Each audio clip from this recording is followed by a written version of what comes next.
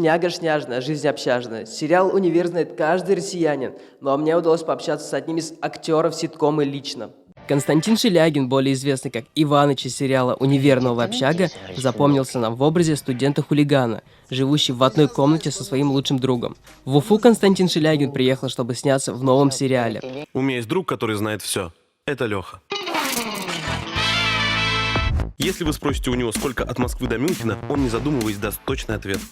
300 Чего? часов или 967 километров. Смотри, когда.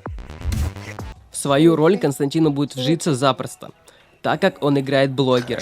У него за спиной большое количество комедий. Как вы попали на телеканал ТНТ и как проходил ваш кастинг? Просто отправил анкету, и мне просто позвонили и сказали, да, давай. В «Универе» вы играли роль Иваныча. Иоанныч. Иваныча. Да. А легко ли вам было вжиться в него, и чем этот персонаж был похож на вас?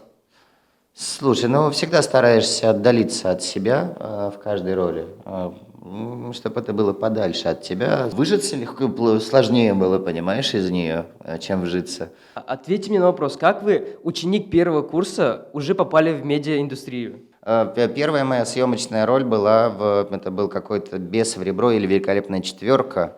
У меня была эпизодическая какая-то роль, но с хорошими артистами. Вот. Я там сыграл какого-то 2 съемочных дня у меня было. Потом были короткие метры, у меня была главная роль в дипломной работе. И потом потихонечку еще один короткий метр, «Музыка трамвая». Кстати говоря, мой третий фильм.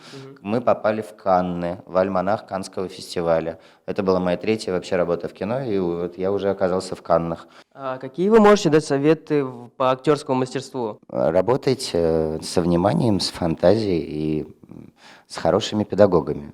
А Паша Григорьев? И Константин Шилягин специально для «Горы новостей».